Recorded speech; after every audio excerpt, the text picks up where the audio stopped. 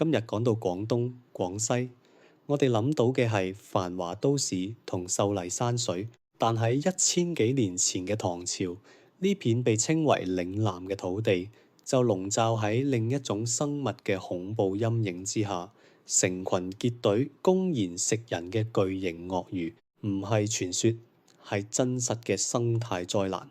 嗰陣時嘅嶺南，氣候比而家更濕熱，沼澤遍地，水網縱橫，簡直係鱷魚嘅天堂。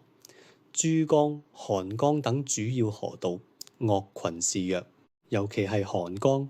韓江古稱元水，後來因為河中多鱷魚，改名叫鱷溪，又叫鱷溪。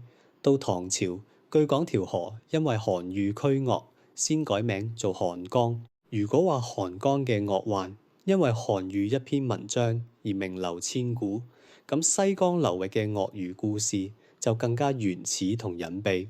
佢哋潛藏喺更古老嘅記憶同河床嘅淤泥之下。想像下1000幾年前嘅廣州同肇慶，嗰陣時嘅珠江口遠遠闊過今日，鹹淡水交匯處紅樹林茂密，沼澤遍佈。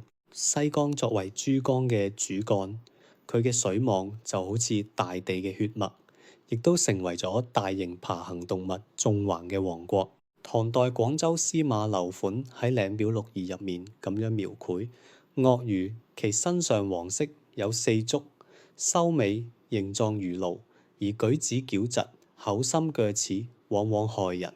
佢哋唔單止係水中嘅霸主，甚至會用口聲製造恐怖。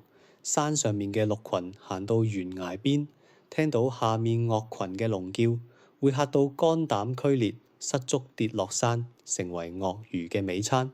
呢啲唔係文學誇張，而係當時嶺南先民面對嘅真實生態威脅。面對咁樣嘅鄰居，人嘅恐懼催生咗奇特嘅習俗。早喺秦漢之前，嶺南嘅原住民就流行斷髮紋身、剪短頭髮，喺身上刺滿花紋。佢哋希望通過模仿鱷魚嘅花紋，等自己喺水入面活動嗰陣，可以被認作同類，從而避過攻擊。呢係一種幾咁無奈又充滿生存智慧嘅原始圖騰崇拜。鱷魚嘅威脅甚至能夠改變一位帝國宰相嘅命運軌跡。唐代名相李德裕被貶嶺南，坐船途經西江支流梅江嘅鱷魚灘時，就遭遇咗滅頂之災。成群嘅鱷魚襲擊咗佢嘅船隻，導致舟毀物沉。佢平生所珍藏嘅圖書、典籍、古玩、珍寶，全部跌落鱷魚之筏柃。隨行嘅崑崙奴雖然以勇猛著稱，面對嗰片水域都畏縮唔前，唔敢落水打撈。權力同文雅喺原始嘅自然暴力面前顯得咁脆弱。呢啲記載曾經長期俾後世當作志怪傳說，直到現代考古嘅鐵鏟掘開咗被塵封嘅證據。上世紀60、70年代，喺珠江三角洲嘅順德、南海、新會等地，多次從唐宋時期嘅文化層中出土咗巨大嘅鱷魚頭骨同骨骼化石，其中一啲骨骼上面仲留有清晰嘅人為砍斫痕跡。呢啲冰冷而堅硬嘅證據，無聲咁宣告，嗰啲古籍中能覆舟、食人如斷柳木嘅巨獸，並唔係文人嘅想像。佢哋曾經真實咁喺呢片水網中巡遊、獵食，同我哋嘅祖先進行過漫長而殘酷嘅生存爭奪。呢啲鱷魚，據考證，佢哋主要品種，例如被稱為中華韓愈鱷嘅廣東鱷，體長可以去到5到6米。佢哋潛伏喺紅樹林、沼澤同河流入面，唔單止獵食牲畜，更將人類當成常規獵物。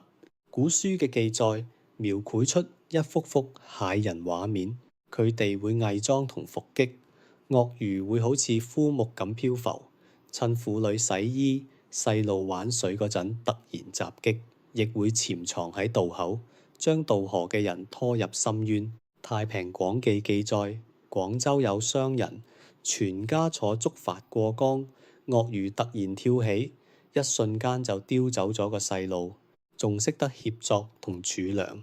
佢哋甚至識得團隊合作。唐初欽州屬於而家嘅廣西境內，幾條鱷魚協力推翻漁船，將3名漁夫分食。第二日剩翻啲碎骨。更加殘忍嘅係，佢哋有儲糧習性，唔會即刻食完，而係將受害者嘅屍體拖返洞穴，慢慢享用。開元年間，潮州就有鱷魚叼住人嘅手臂，猶意漁棄嘅記載。咁當時嘅人係點樣反擊嘅呢？一條從祭祀到絞殺嘅漫長歷程，面對呢種生存威脅，官府同百姓諗盡辦法。最出名嘅古仔係公元819年，文學家韓愈被貶潮州之後，寫低咗嗰篇出名嘅祭鱷魚文，勒令鱷魚限期搬走。呢個更長係一場動員民眾嘅心理戰同輿論造勢。傳說鱷魚因為咁而遷走，但更可能嘅情況係官府借此名義組織咗有規模、持續性嘅軍事化圍獵同捕殺。最後呢度嘅鱷魚係點樣消失嘅呢？呢種頂級掠食者嘅退場係多重因素嘅結果。首先係生存空間被擠壓，由唐末到宋元，隨住中原移民大量南遷，嶺南人口持續增加，大範圍沼澤、灘塗被開墾成農田同魚塘，鱷魚嘅天然棲息地不斷被侵蝕同碎片化。加上持續嘅人類剿殺、官府組織嘅清剿同百姓嘅智慧性捕殺從未停止，尤其係佢哋嘅皮革有經濟價值之後，捕獵更加有動力。最後可能係氣候同環境變遷開影響。長遠嚟睇，氣候嘅微小變化同人類活動徹底改變咗河道同沿海嘅生態環境，唔再適合龐大鱷群集中生存。中華韓愈鱷嘅分佈範圍從唐代開始不斷縮細，據信喺清末民初最終喺野外絕跡。